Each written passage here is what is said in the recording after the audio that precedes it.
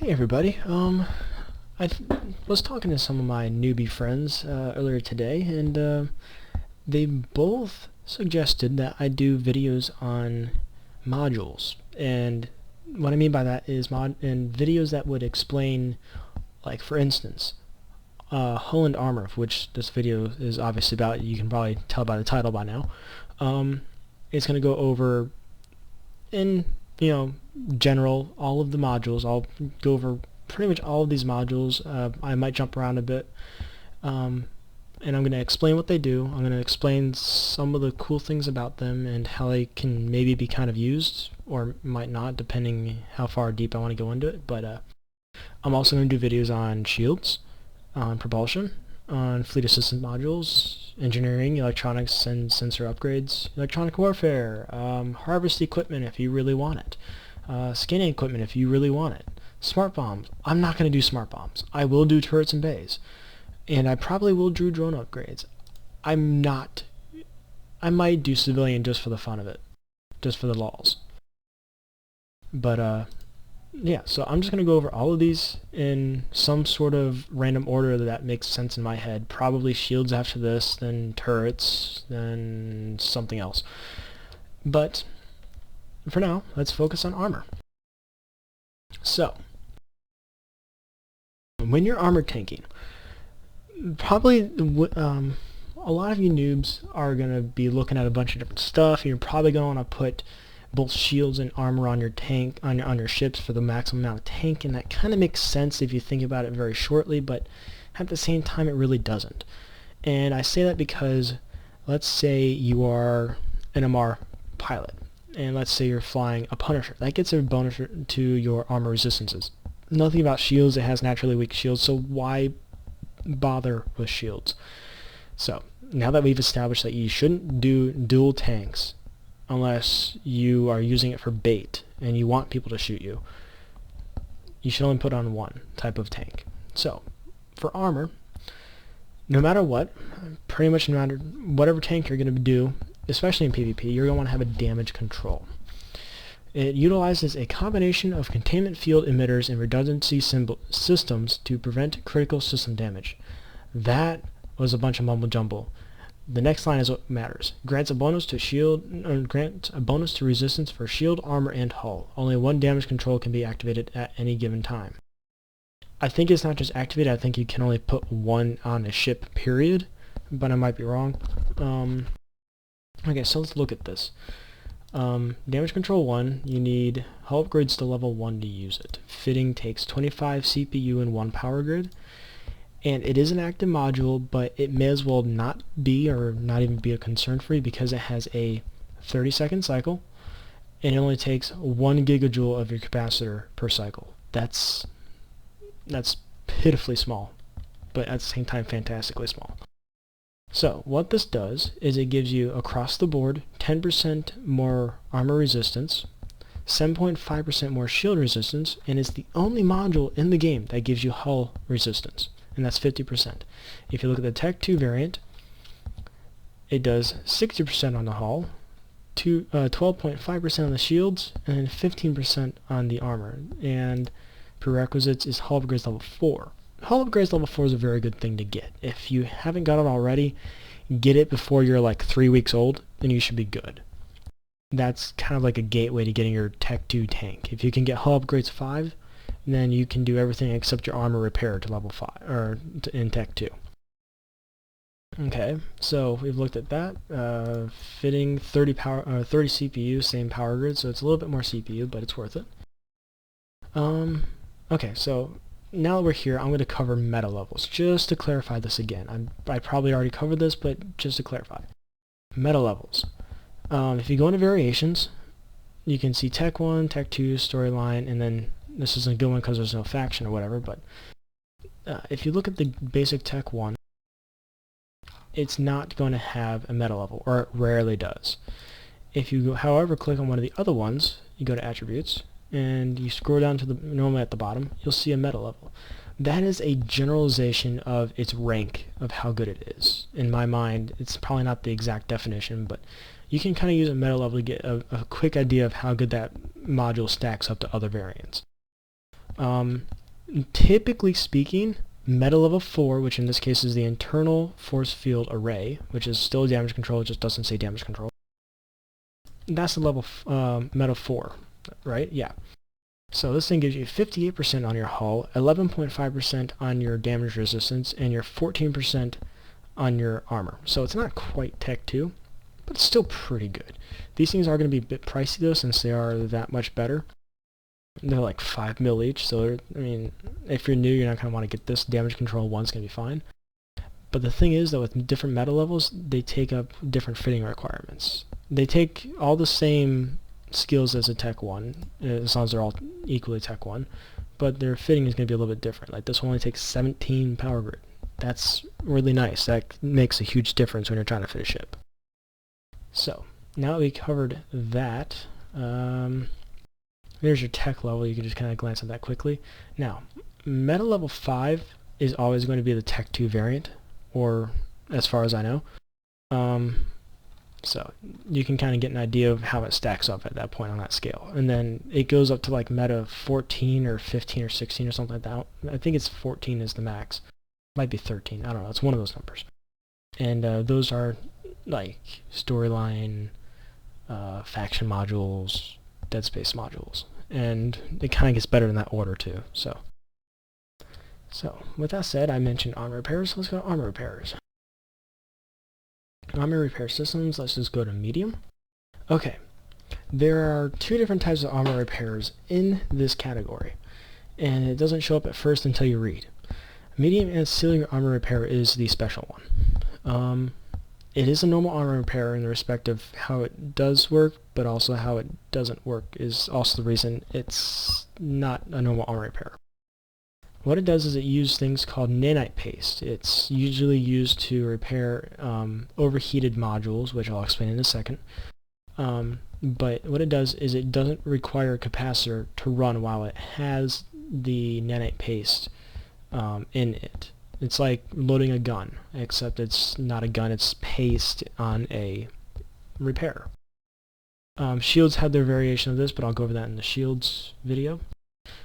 So what this one does is it gives you, while you're using that nanite repair, it gives you a 3 times multiplier on the amount of repairs. It might actually still require a capacitor. I haven't really messed, or it's been a while since I messed with these, so.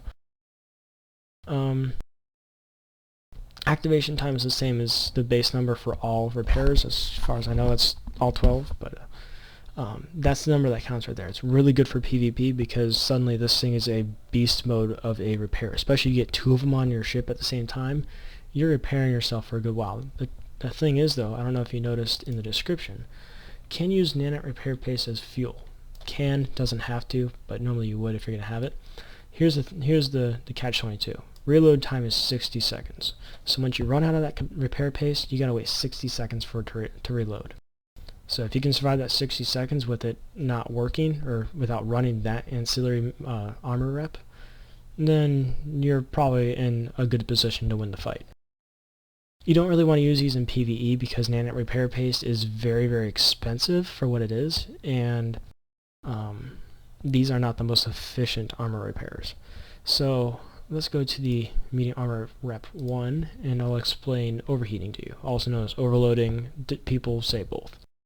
It requires the thermodynamics skill. And you know how like when people say you want to go 110%? That's what overheating is to these active modules. But as you would in real life, if you're going 110%, you're going to wear out really quick. Well, kind of the same thing here. They take damage as they're doing cycles when they're overheated. Well, they're overheating, so there's going to be heat damage. So they're going to take a heat damage per cycle. But with that said, they also are going to do whatever they do a little bit better or a little bit more efficient. You're going to have to look at each individual module to see what they do. I'm not going to cover every single one, but like for instance, the armor repair. It gives you 10% more repair per cycle, and also every cycle is 15% shorter. But you don't want to let it just run and run and run without watching, because when it runs out of HP for the heat damage to take, it just kind of gets incapacitated, I'm sorry. And when it's incapacitated, you have to dock at a station to get it fixed so you can repair it. It's not like it's destroyed and you'll never get it back. You just need to dock and get it fixed.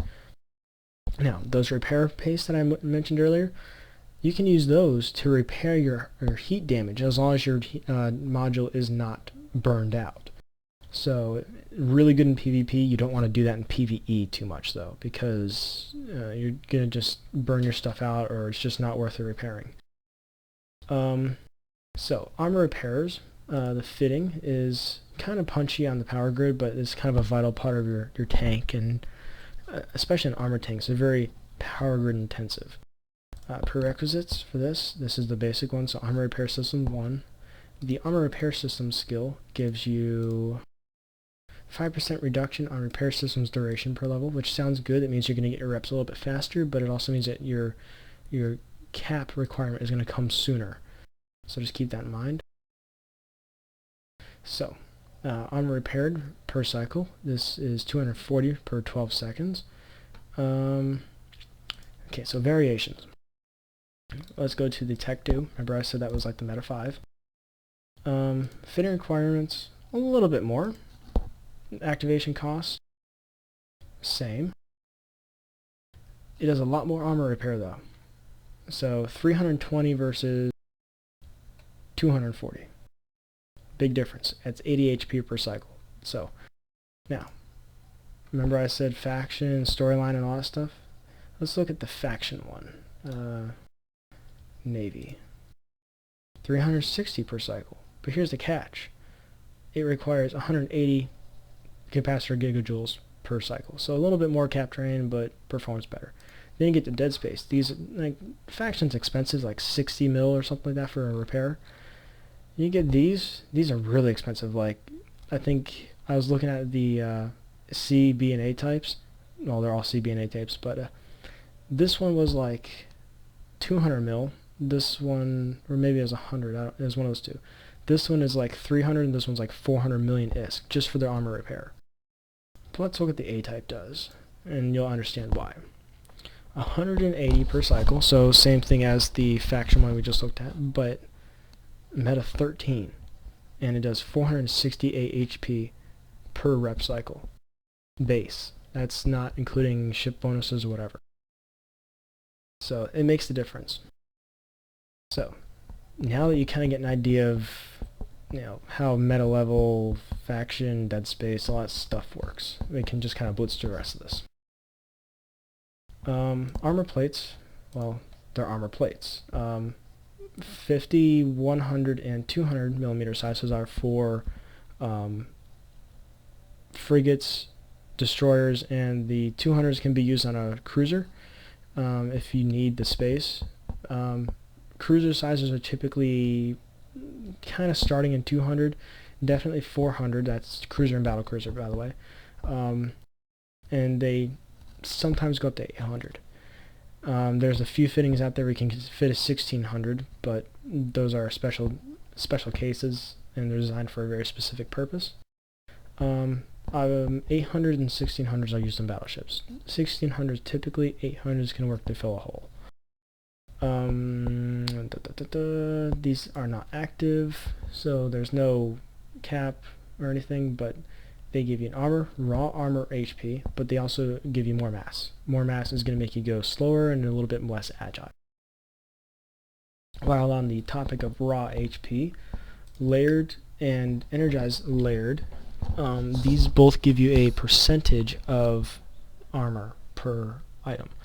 So Tech 1, 6% more armor for just fitting this. Fitting 1 power grid, so that's kind of nice. Not typically used. The energized is always going to do better, but they also require CPU, a lot of CPU comparatively speaking. But they give you, on the basic one, 12.5. Variations, there are no other special variations. Prerequisites, no, okay, it's hull upgrades level 3 to use energized. That's not too bad.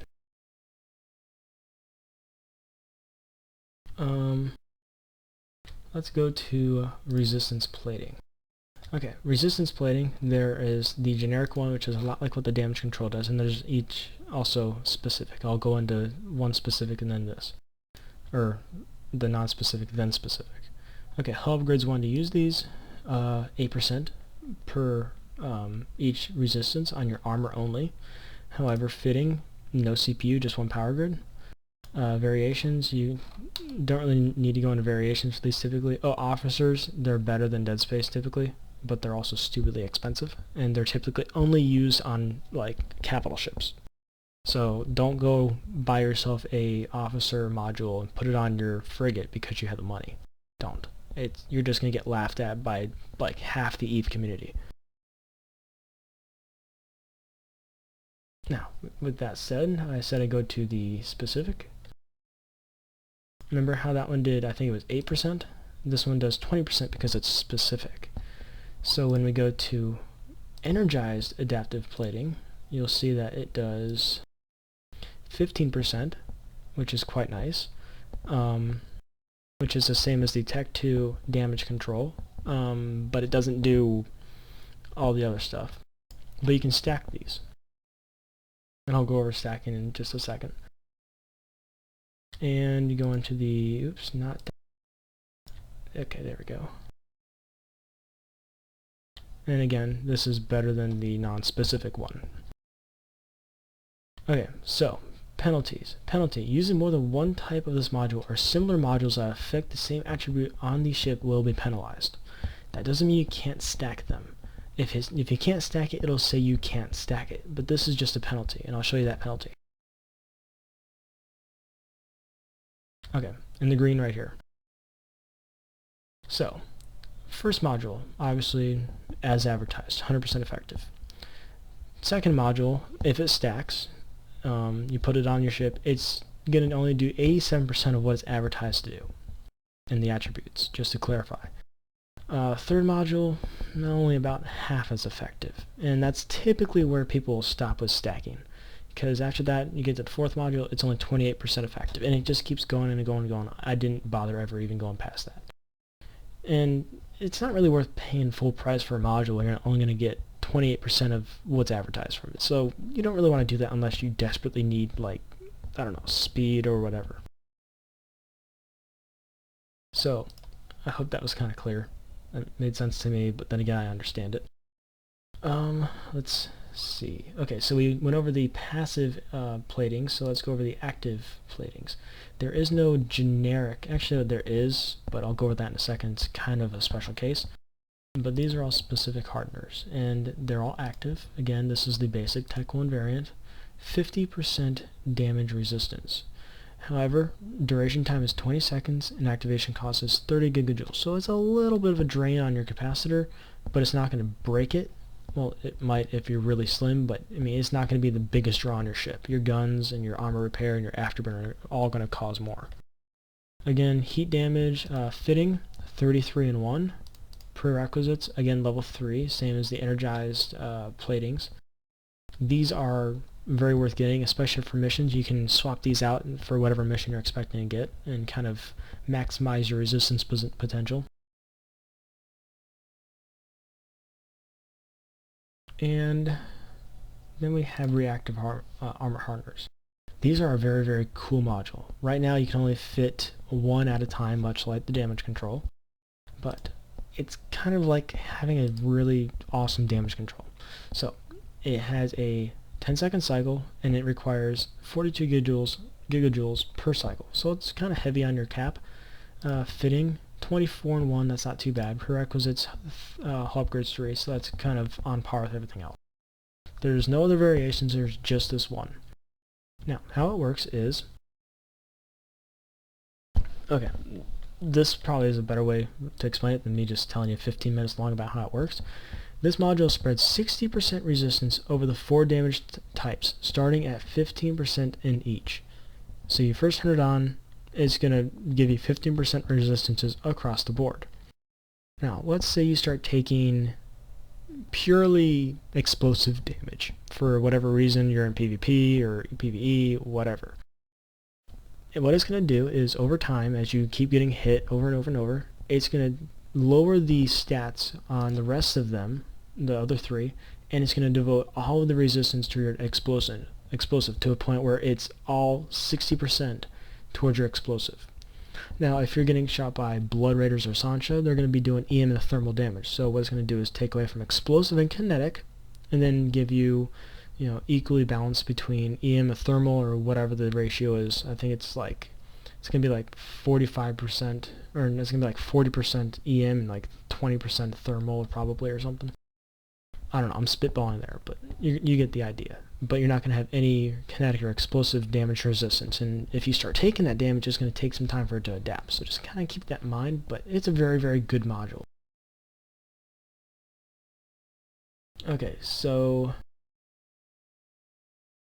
I'm not going to go into hull upgrades. It's not worth it, along with remote hull upgrades. I mean, if you have to use a hull upgrade, the only time you really want to use it is if you're just trying to save a little bit of money by avoiding the station when you want to repair your hull, but it's fairly self-explanatory. It's much like the armor repair, except it goes on a mid-slot.